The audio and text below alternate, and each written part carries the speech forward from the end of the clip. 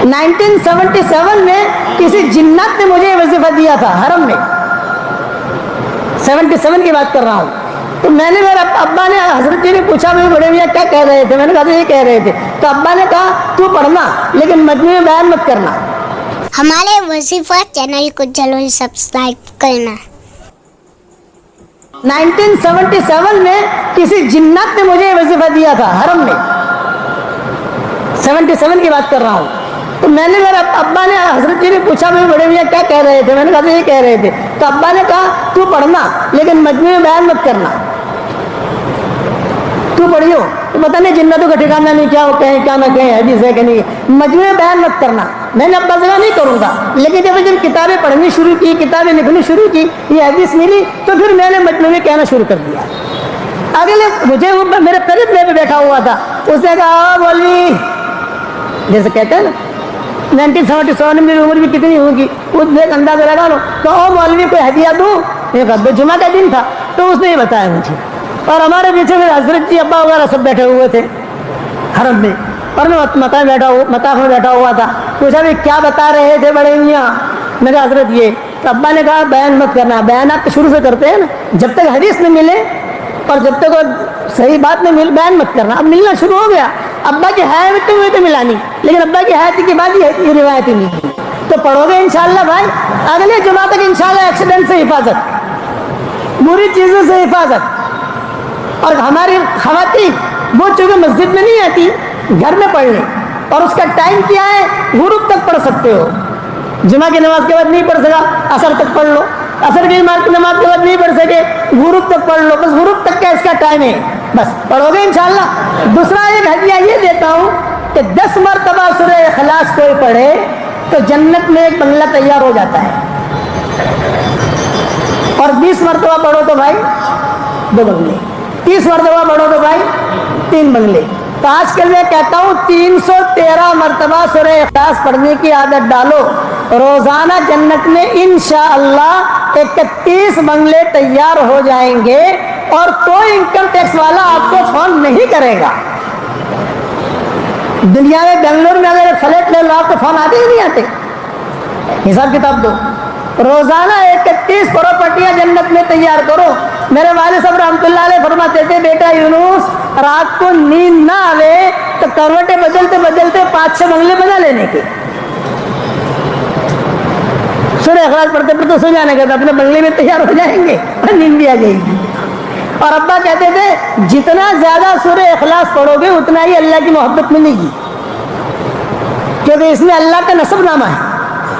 جب حضرت جبریل علیہ السلام سورہ اخلاص لے کر آ رہے تھے دھمال کے ساتھ، تو سارے کے سارے فرشتے جو ہے پوچھ رہے تھے کیا لے کے جا رہے ہیں، کیا لے کے جا رہے ہیں، کیا لے کے جا رہے ہیں. تو حضرت جبریل نے کہا یہ اللہ کا نسب نامہ لے کے جا رہا ہوں. مکہ مکرمہ میں مشرکین مکہ نے پوچھا تھا بھائی آپ کے باپ کا یہ نام ہے، آپ کی ماں کا یہ نام ہے، تم اللہ اللہ کہتے ہو تو اس کا نسب نامہ کیا ہے؟ اس کی ماں کا کیا نام، باپ کا کیا نام؟ اس پر یہ صورت نازل ہوئی. اس لیے آپ حضرات سے درخواست ہے کہ روزانہ 313 مرتبہ پڑھنے کی کوشش کرو. ہر مرتبہ بسم اللہ الرحمن الرحیم پڑھنے کی ضرورت نہیں ہے. کھانا ہم جب شروع کرتے ہیں 1 مرتبہ بسم اللہ الرحمن الرحیم پڑھتے ہیں. ہر لقمے پر بسم اللہ الرحمن الرحیم نہیں پڑھتے. اگر ہر لقمے پر بسم اللہ الرحمن الرحیم پڑھیں گے تو کھائیں گے کیا؟ آپ سمجھے؟ اس لیے ہر مرتبہ ضروری نہیں. ہاں ایک ساتھ پڑھو تو کوئی حرج نہیں ہے. ایک ساتھ نہیں پڑھ سکتے، موٹر چلاتے چلاتے 10 مرتبہ پڑھ لیا، 15 مرتبہ پڑھ لیا، ماں بہنوں نے روٹی پکاتے پکاتے پڑھ لیا، تو تھوڑا گھر کا کام کرتے کرتے پڑھ لیا. تو ابا کہتے تھے بیٹا دنیا میں پراپرٹی بہت بنا لی، اب جنت میں پراپرٹی بناؤ. تو بنگلور والا بناؤ گے انشاءاللہ. اب جنت میں پراپرٹی بناؤ. اب میں آپ کو ایک ہدیہ دینا چاہتا ہوں، قبول کرو گے انشاءاللہ. دیکھو آج جمعہ کا دن ہے. جمعہ کی نماز کے بعد، سنتوں کے بعد، نفلوں کے بعد، اگر کوئی آدمی 7 مرتبہ سورہ اخلاص پڑھ لے اور 7 مرتبہ سورہ فلق پڑھ لے اور 7 مرتبہ سورہ ناس پڑھ لے تو اگلی جمعہ تک اللہ تعالیٰ ہر برائی سے اس کو بچا لے گا. عمل الیوم واللیلہ میں یہ حدیث موجود ہے.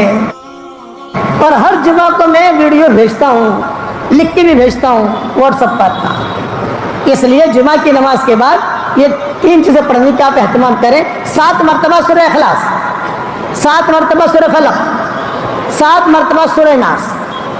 اور ایک بات اور عرض کروں, بات ختم کروں, آج کل لوگ بہت پریشان ہیں جنات جادو سب چیزوں میں. آسان نسخہ بتاتا ہوں, اسے عامل کے چکر میں مت پڑنا, یہ سب ڈھکوسلے. اسی لیے میں نے مومن کا ہتھیار لکھی ہے, میری کتاب میں نے جو لکھی ہے وہ اسی لیے لکھی ہے کہ اس میں صحیح صحیح سندوں کے ساتھ حدیثوں کے حوالے سے جتنی چیزیں مجھے ملی الحمدللہ میں نے لکھ دی, اور الحمدللہ ساری دنیا میں اللہ نے اسے قبول بھی کر لیا. مومن کا ہتھیار کتاب آپ کے بنگلور میں بھی ہوگی, گھروں میں بھی ہوگی انشاءاللہ, وہ دیکھ لو. لیکن ایک آسان وظیفہ بتاتا ہوں, گھر کے چاروں کونوں میں روزانہ 1 مرتبہ آیت الکرسی پڑھ کے دم کر دو.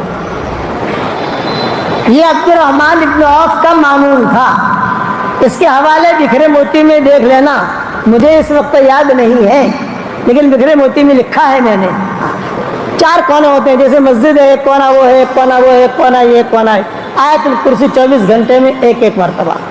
تو اللہ مال بھی بہت دے گا, اور انشاءاللہ ایجاد یہ بلائیں آلائیں بلائیں آپس میں نا اتفاقی آپس, یہ ساری کی ساری چیزیں اللہ ختم کرے گا. عبد الرحمن ابن عوف کہتے تھے صحابہ سے, کتنا مال ہے میرے پاس, اتنا سونا تھا کہ ان کے انتقال کے بعد جب سونا تقسیم ہوا ان کی اولاد میں بیویوں میں, تو جو کدالی سے توڑ رہے تھے وہ کدالی بھی ٹوٹ گئی. اتنا سونا تھا عبد الرحمن ابن عوف کے پاس, اور صحت مند, اور بدن پر بہت بال تھے ان کے. اس لیے حضور صلی اللہ علیہ وسلم نے ریشم پہننے کی اجازت دی تھی. وہ کہتے تھے میرے بدن پر بہت بال ہے, جوئیں پڑ جاتی ہیں, اب تم آپ کوئی ایسا کپڑا پہننے کی اجازت دے جس سے مجھے کھجلی نہ آئے, تو اب کہا تو ریشم پہن. وہ اکیلے صحابی ہیں جن کو ریشم کا کپڑا پہننے کی اجازت دی حضور نے. ان کا دیکھے دیکھ کے خالد بن ولید نے بھی کپڑا بنا لیا. کہا تو تم رہے گا خالد تم نے کیوں بنا لیا یہ کپڑا؟ یہ کہا چچا پہنتے ہیں نا. عبد الرحمن ابن عوف چچا کا مطلب بڑے لوگوں میں تھے, چچا کہتے تھے ان کو, یہ چچا پہنتے. بولے یہ ان کی خصوصیت ہے, تیری نہیں, نکال اس کو, تیری بیوی کو دے. اسے ان کو نکال دیا خالد بن ولید کے بدن سے. تمہیں پہننے کی اجازت نہیں ہے, ان کو اجازت ہے, ہم نے سنا ہے حضور صلی اللہ علیہ وسلم سے. یہ ان کا معمول تھا. کہتے میرے گھر میں الحمدللہ کبھی بیماریاں نہیں ہیں. 4 بیویاں ہیں, چاروں بیویاں خوش, اور چاروں کو اللہ تعالیٰ خود دیتا ہے. تو آیت الکرسی میں پکڑ لو گے انشاءاللہ مضبوطی سے, اور سورہ اخلاص سے پکڑ لو گے انشاءاللہ. ہاں, ایک صحابی سورہ اخلاص بہت پڑھتے تھے. حضور نے پوچھا ابھی کیوں پڑھتے ہو سورہ اخلاص؟ انہوں نے کہا مجھے بہت پسند ہے, میرے اللہ کی تعریف ہے, میرے پیارے اللہ کی تعریف ہے, اس کا حسب نصب ہے. آپ نے فرمایا اگر تجھے سورہ اخلاص سے پیار ہے تو اللہ کو بھی تجھ سے پیار ہے. کتنی بڑی چیز ہے. بس میں اسی پر بات ختم کرتا ہوں. دعاؤں کا اہتمام کریں اور دیندار بننے کی کوشش کریں. بے دین دیندار مت بننا. ایک جملہ یاد رکھنا, مسلمانوں کو اور اسلام کو جتنا نقصان بے دین دینداروں سے ہوا ہے اتنا بے ایمانوں سے نہیں ہوا, یہودیوں سے نہیں ہوا. بے دین دیندار یہ سب سے بڑا خطرناک ہوتا ہے کہ ہے بے دین, اور لباس جو ہے دینداروں کا ہے, وہ دیندار مت بننا. حقیقی دیندار بننا, کرنے والے اللہ ہے, اللہ ہمیں ترقی دے گا. قرآن شریف کی تلاوت کا اہتمام کرو, درود شریف پڑھنے کا اہتمام کرو. میرا واٹس ایپ کا سبق چلتا ہے, آپ لوگوں کو معلوم ہوگا, یا میرا انسٹاگرام میرے نام کا انسٹاگرام ہے, وہاں جا کے دیکھ لو گے تو آپ کو پتہ چل جائے گا کہ روزانہ ہم کیا بیان کرتے ہیں. 5 منٹ کا سبق ہوتا ہے, سنو اور سن کر آگے بھیجنے کی کوشش کرو گے انشاءاللہ بھائی. اللہ تعالیٰ ہم سب کے چمن کو آباد رکھے, اور ہم سب کو جنت الفردوس میں حضور صلی اللہ علیہ وسلم کے پڑوس میں اللہ ہم سب کو جمع فرمائے.